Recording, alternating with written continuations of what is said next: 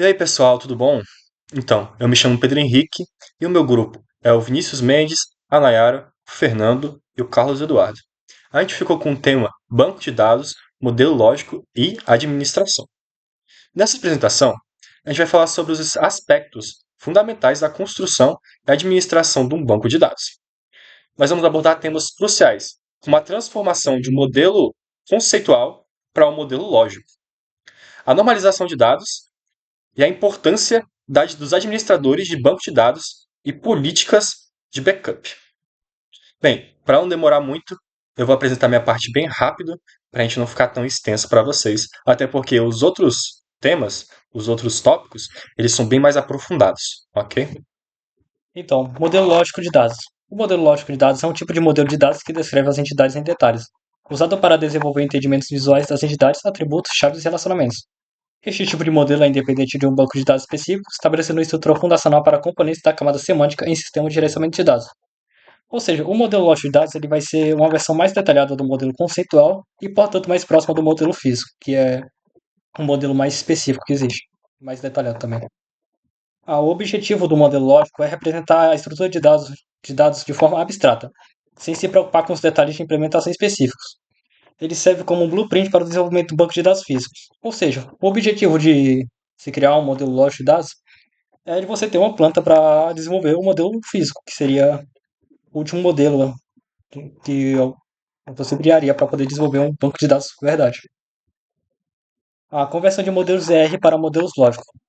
O primeiro passo para se converter um modelo entidade relacional para um modelo lógico é você identificar as entidades.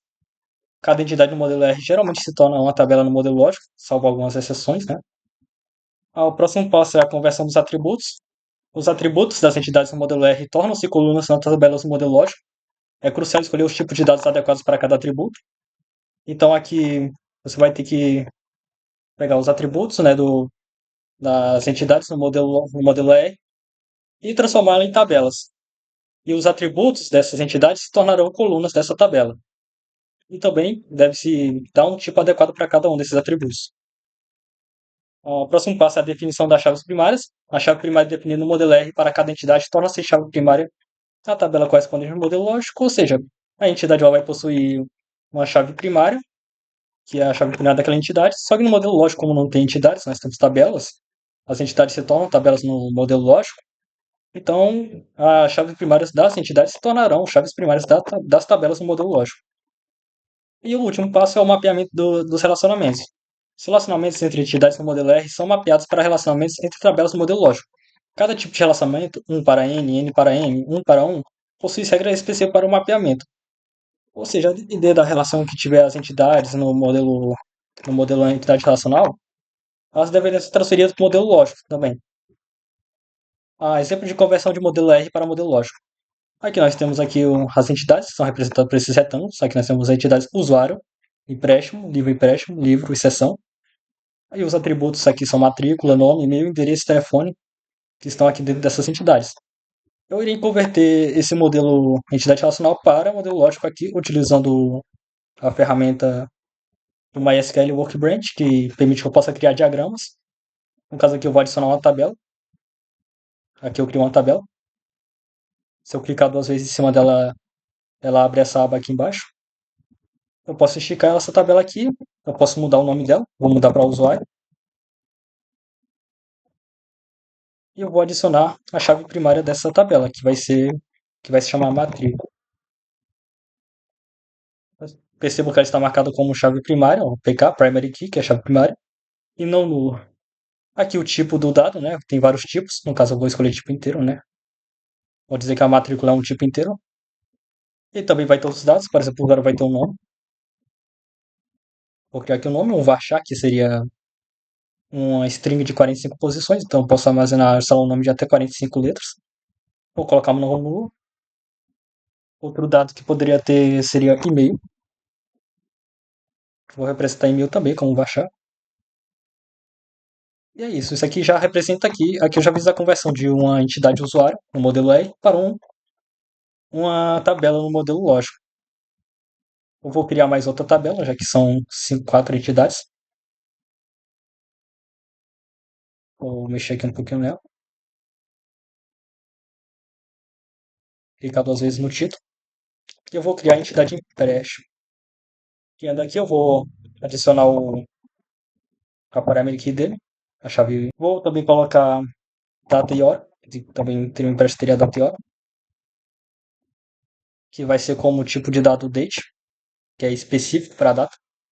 Tá bem aqui. Colocar como não anulável.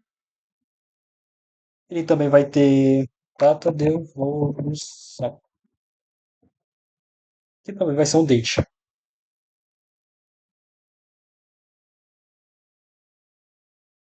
Então aqui já temos duas entidades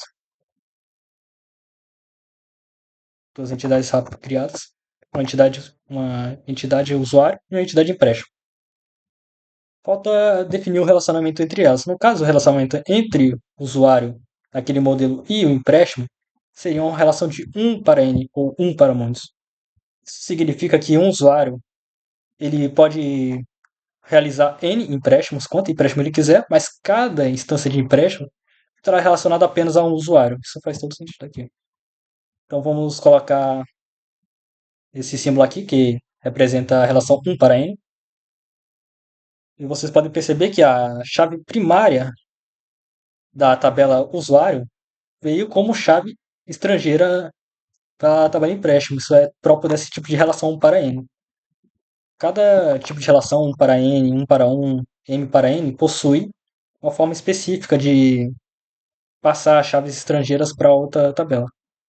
No caso aqui é só a um para n é só transferir a chave primária da tabela que está do lado um para a que está do lado n. No caso aqui, a chave primária de usuário se torna a chave estrangeira na tabela empréstimo. Vou criar mais uma entidade, no caso aqui vai ser a entidade livre empréstimo. Criar aqui a chave primária dele, que vai ser, vou chamar de código mesmo, tipo inteiro. E aqui esse tipo, né, ele vai ser apenas uma entidade intermediária entre a entidade empréstimo e a próxima que eu vou criar, que vai se chamar livre. No caso aqui eu vou só colocar a relação entre eles, que é de um parente também. Como vocês podem ver, não só a chave primária da tabela empréstimo veio para cá, ó, empréstimo código, que é a chave primária do código, como ela também veio como a chave estrangeira de usuário, que é a chave estrangeira de empréstimo, veio como chave estrangeira para livre empréstimo também, ó, empréstimo usuário matrícula. Vou criar mais uma tabela. Agora vamos criar a tabela livre. Vou colocar aqui a chave primária dela, que eu vou chamar código também, né, que eu sou pouco criativo. Vou nomear aqui tipo, o livro também vai ter um título, né? Então vou colocar aqui título, que vai ser um Vachar também.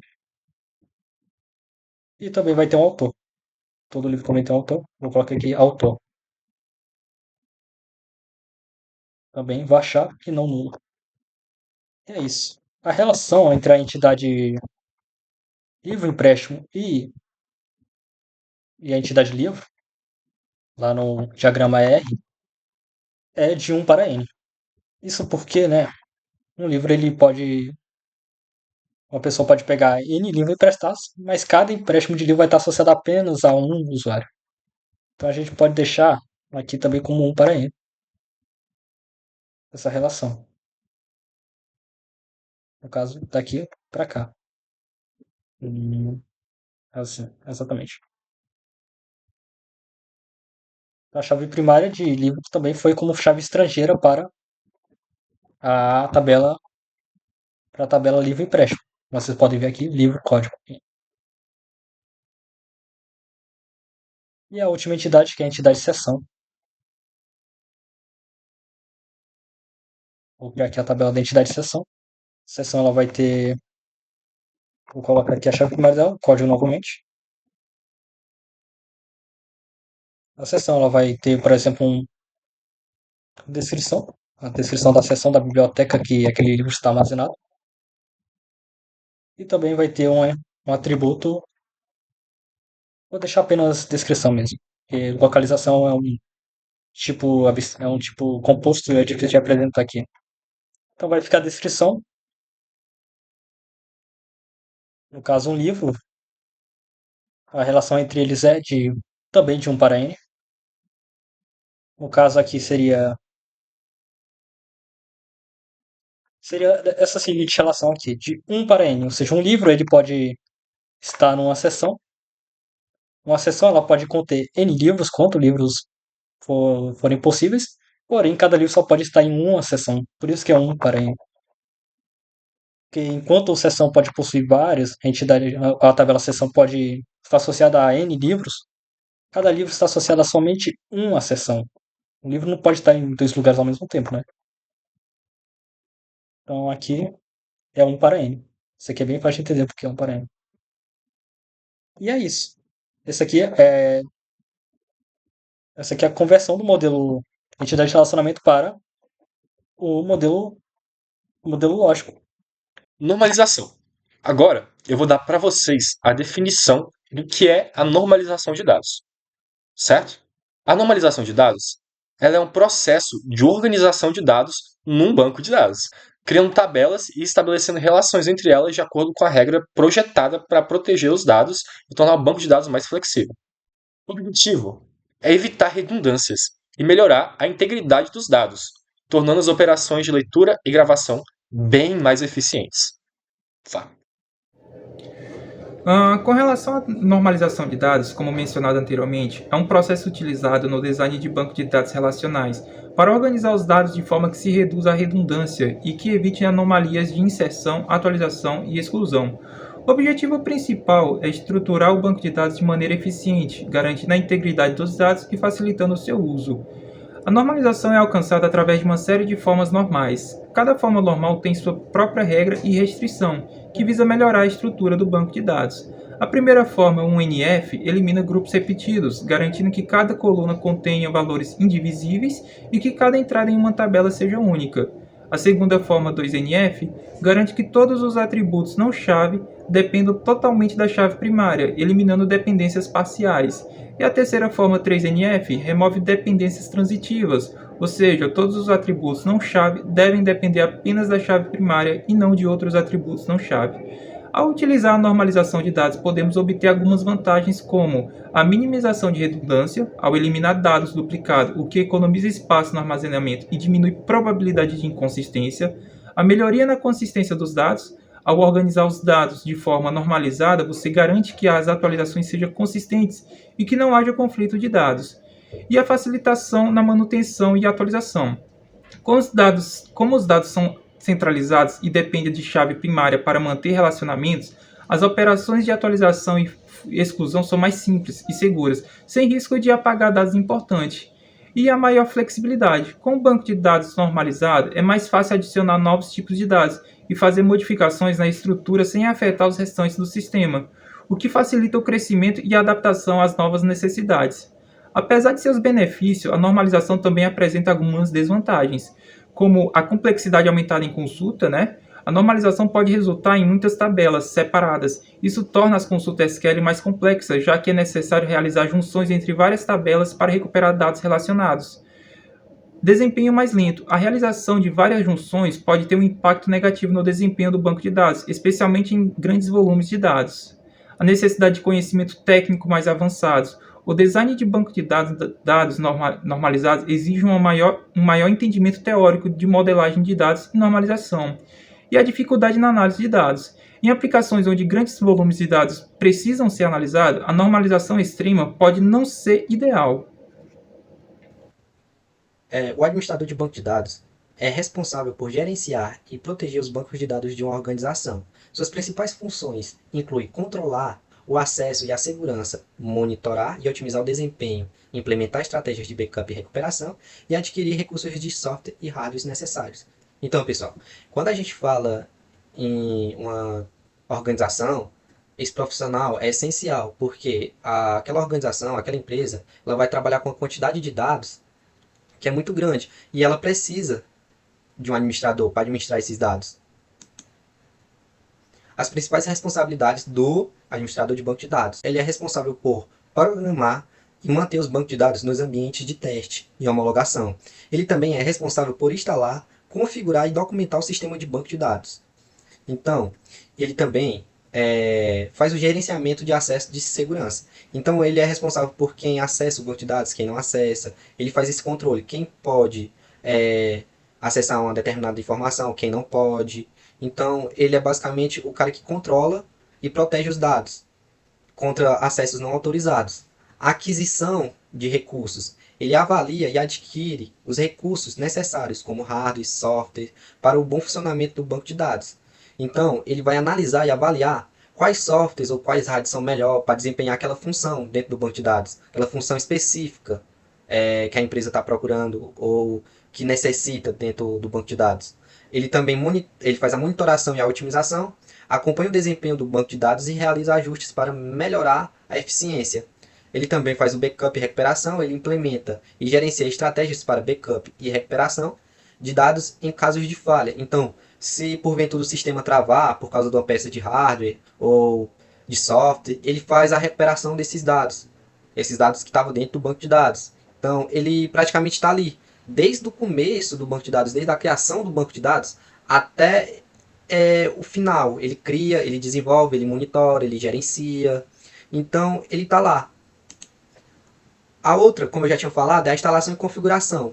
O SGDB é um sistema de gerenciamento de banco de dados. Porém, ele não é um banco de dados. O banco de dados são arquivos.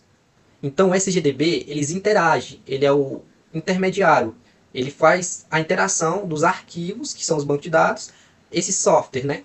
E o administrador de banco de dados, ele instala e configura o sistema de gerenciamento de banco de dados. O mais comum, hoje em dia, desses softwares são o MySQL e o Oracle, entre outros aqui. Então ele está lá responsável por saber qual o sistema, o SGDB, que vai usar. Então ele é responsável por isso, ele configura. Ele também, dentro dos ambientes de banco de dados, ele configura os ambientes de banco de dados da melhor forma que ele possa fazer, consiga trabalhar dentro dele. Ele configura com hardware, software, e ele também ele é responsável por software e redes para garantir a performance e a segurança do dado. Então ele tem que entender sobre protocolos de rede para garantir a segurança. Ele vai estar lá, saber quais as portas ele deve usar, quais as portas ele não deve usar. E o script e ferramentas. Então o script é basicamente, vou dar um exemplo aqui, quando um administrador de banco de dados, ele faz a necessidade de estar sempre caçando um determinado produto todos os dias. Porém, ele faz script para facilitar o acesso a essa informação. Tipo, um preço de um shampoo, ele tem que sempre estar analisando esse preço. Então ele faz um script para facilitar o acesso a essa informação. Ele também é responsável pelo gerenciamento de segurança, né? É o controle de acesso. Implementa mecanismos de controle de acesso, definindo regras para determinar quais usuários podem acessar quais dados e quais permissões. As permissões, ele fala que define as permissões de cada usuário, determinando quais ações ele pode realizar como leitura, escrita ou exclusão de dados. O gerenciamento de usuário, ele gerencia quais usuários vai poder ter essas permissões e ter esse controle de acesso.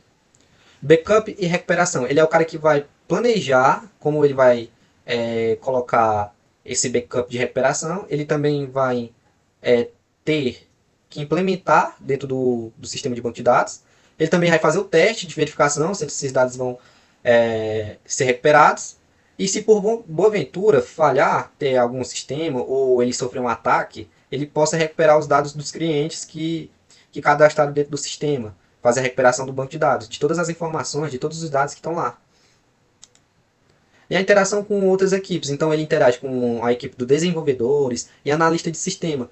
Ele trabalha junto para otimizar consultas, projetar esquemas eficientes e garantir interação com as equipes. Então, se está lá, os desenvolvedores acharam, vamos supor, o sistema muito pesado, de fazer uma consulta e está carregando o login, demorando carregar o login, então o administrador de banco de dados ele é responsável para solucionar esse problema, para ele fazer a otimização desse problema, ele otimizar, trazer o melhor resultado.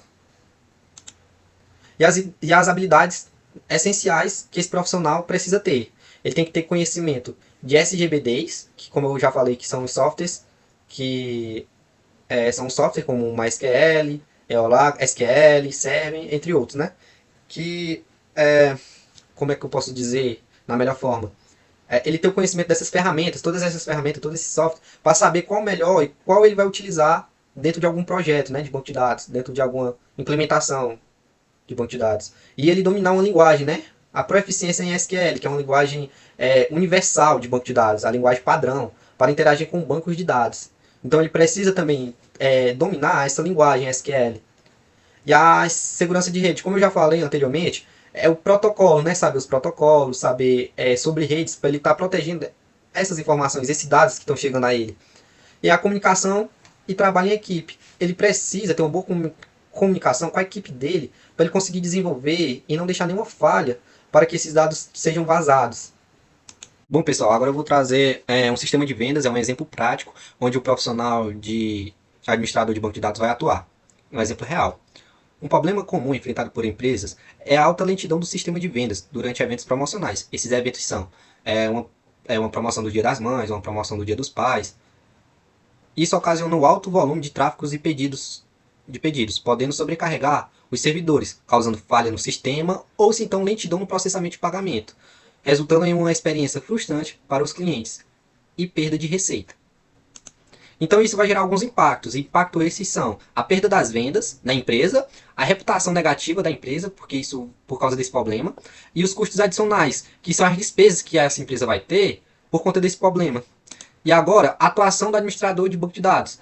O que ele vai falar? O que ele vai fazer, no caso? Ele vai investigar o problema, ele vai fazer uma análise de consulta, identificar as consultas lentas e analisar o código SQL para otimizá-lo. E vai o que? Fazer a otimização, por fim das contas, do banco de dados, resolvendo esse problema. Tendo em vista que ele é especialista nessa função. E ele é o profissional que garante o funcionamento eficiente dentro do banco de dados, sendo isso sobre uma alta demanda. Então é isso, pessoal. Importância da segurança em bancos de dados. A proteção de dados é essencial para evitar vazamentos e ataques cibernéticos. Quando informações sensíveis são comprometidas, os prejuízos podem ser graves, incluindo perda de receita e danos à reputação. Medidas de segurança.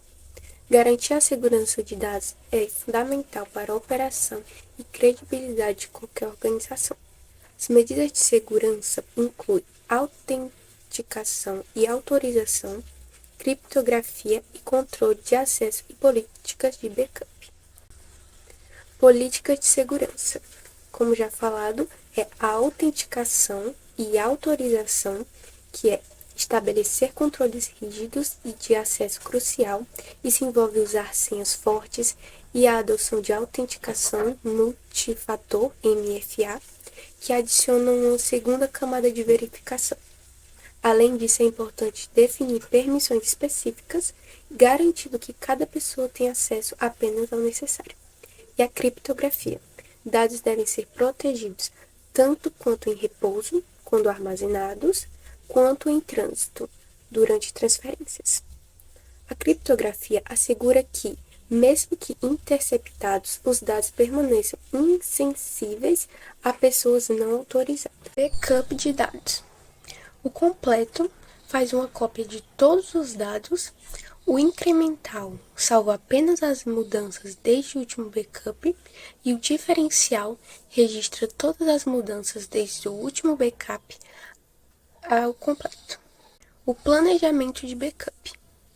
Primeiro, a frequência. Definir a frequência dos backups e a retenção dos dados são etapas críticas.